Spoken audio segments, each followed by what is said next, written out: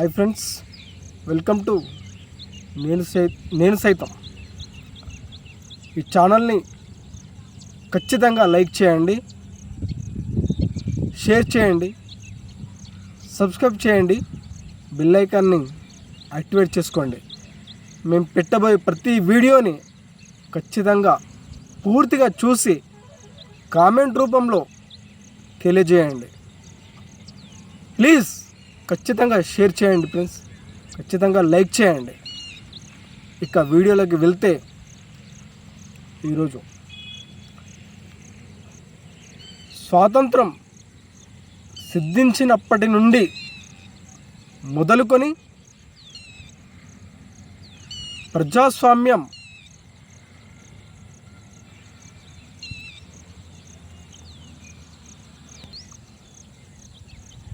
ద్వారా పదవులు అందుకొని నాటి కాలం నుండి నేటి వరకు ప్రభుత్వాలు మారుతూనే ఉన్నాయి. కానీ గెలిపించిన ప్రజా వ్యవస్థ మాత్రం మారడం లేదు. మరి లోపం ఏమిటి? ఎందుకు మారడం లేదు? ప్రభుత్వాలు ఎందుకు ప్రజా వ్యవస్థపై మొగ్గు చూపడం లేదు? ప్రజలకు సంక్షేమ ఫలాలు అందించడం లేదు. నాడు రైతులకు జరిగిన అన్యాయం వల్ల రైతాంగ సాయుధ పోరాటం జరిగింది. దీనికి కారణం ఆనాటి ప్రభుత్వ వ్యవస్థనే. అలాగే గిరిజన ఉద్యమాలు జరిగాయి. దీనికి కారణం ప్రభుత్వ వ్యవస్థనే. మరి ప్రభుత్వ వ్యవస్థ ఎవరి కోసం పనిచేస్తుంది?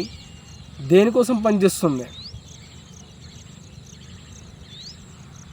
ఇక్కడ గుర్తుంచుకోండి, నాడైనా నేడైనా ప్రభుత్వాలు మారినా ప్రజాస్వామ్యం మాత్రం అట్టడుగున ఉండిపోతుంది. ఎందుకంటే ప్రజల చేతిలో ఓటు అనే ఆయుధం ఉన్నప్పటికీ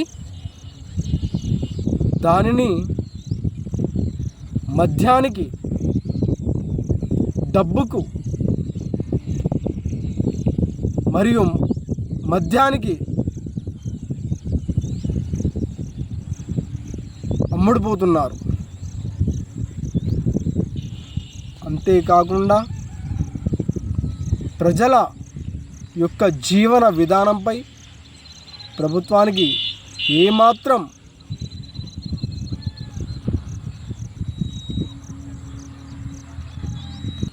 సోయి లేకుండా పోతుంది.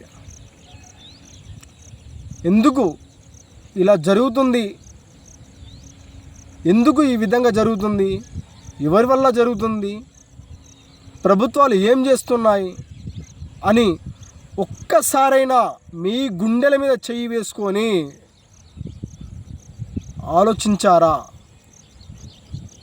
ఓటు ఎవరిచ్చారు? ప్రభుత్వాలు ఇచ్చాయా? లేదు.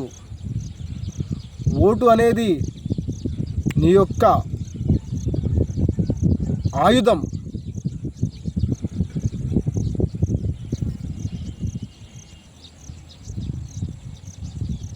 ఆ ఆయుధం నీకు ఎవరిచ్చారు? ఆయుధం వలన నువ్వెందుకు అమ్ముడుపోతున్నావు? ఆ ఆయుధం కోసం ఎన్ని త్యాగాలు, ఎన్ని పోరాటాలు, ఎన్ని అవమానాలు జరిగాయో మీకు తెలుసా? మిత్రులారా, ప్రజాస్వామ్య వ్యవస్థ ప్రజలారా, ప్రజాస్వామ్యం అనేది ప్రజల యొక్క పాలన. మరి పాలన అనేది ప్రజల వద్ద ఉన్నదా, పాలకుల వద్ద ఉన్నదా? నేను ఖచ్చితంగా చెప్తున్నా, మీరు మద్యానికి, డబ్బుకు మరియు బిర్యానీకి అమ్ముడుపోయి మీ యొక్క జీవితాలనే కాకుండా మీ యొక్క పిల్లల జీవితాలను కూడా తాకట్టు పెట్టి వారి యొక్క పార్టీలకు బానిసలుగా పనిచేస్తూ మీ యొక్క హక్కులను కోల్పోతున్నారు. మరి ఓటక్కు ఎవరిచ్చారని చెప్పాను కదా, ఓటక్కు యొక్క ఫలితం డాక్టర్ బాబాసాహెబ్ అంబేద్కర్. ఆయన పోరాటం వల్ల 18 సంవత్సరాలు నిండిన ప్రతి పౌరుని యొక్క హక్కు అని చెప్పి ఈ 18 సంవత్సరాలు నిండిన ప్రతి ఒక్క పౌరుడు ఓటు వేసే విధానంలో కానీ, రాజ్యాధికారం కోసం పోటీ చేసే విధానంలో కానీ ముందుకు రావాల్సిన ఆవశ్యకత ఎంతో ఉన్నది. మరి ఎందుకు మీరు ఇంకా ఈ 1947 నుండి మొదలుకొని ఇప్పుడు 2024వ సంవత్సరం అంటే 78వ స్వాతంత్ర భారతదేశంలో ప్రభుత్వాలు తప్ప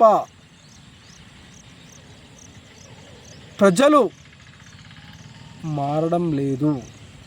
ప్రభుత్వాలు వారి కోసం, వారి ఉన్నతి కోసం, వారి ఆవశ్యకత కోసం వారు పబ్బం గడుపుతూ వారు అనేక విధాలుగా లబ్ధి పొందుతూ అటు అధికారంగా, ఆర్థికంగా, సాంస్కృతికంగా అభివృద్ధి చెందుతున్నారు. మరి ఈ ప్రభుత్వాలను గెలిపించిన ప్రజాస్వామ్యమైన మనము, అంటే అసలు పాలకులమైన మనము పాలితులుగా ఉండాల్సిన అవసరం ఏంటని నేను ప్రశ్నిస్తున్నా. నా ప్రశ్న ఒక్కటే, ఓ ప్రజాస్వామ్యమా, మనము గెలిపించిన ప్రభుత్వాలను మన యొక్క హక్కులకై లేదా మన యొక్క సంక్షేమ ఫలాలకై సాధించి పోరాడి తెచ్చుకునేందుకు ముందుకెళ్దాం. అంతేకాదు, మీరు గాఢ నిద్రలో ఉండి కేవలం పార్టీల కోసం పనిచేస్తూ బానిసల్లాగా జీవిస్తూ వారే మాకు దిక్కు అని నమ్ముతూ మీ యొక్క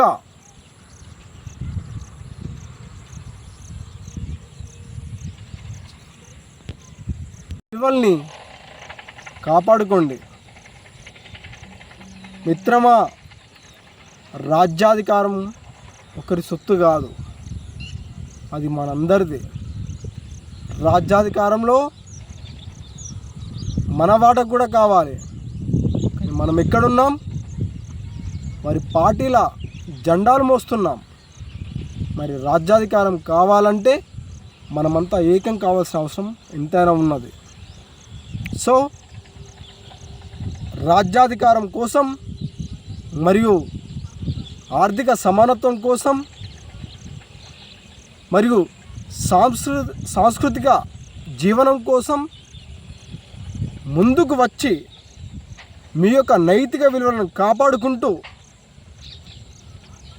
మీ జీవితాలను అభివృద్ధి పరుచుకునేందుకు నేను సైతం అంటూ ప్రతి ఒక్క పౌరుడు రాజకీయ అధికార విషయంలో పాలు పంచుకోవాలని ఆశిస్తున్నాను.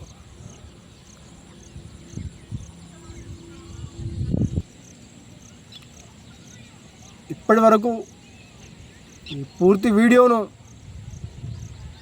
చూసి ఆదరిస్తారని, అభిమానిస్తారని నమస్కరిస్తూ ఈ యొక్క విషయాలపైన అవగాహన పెంచుకొని మా యొక్క సందేశాన్ని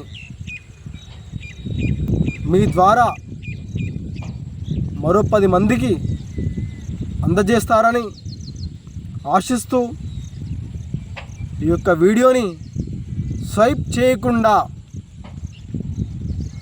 ఖచ్చితంగా పూర్తిగా చూసి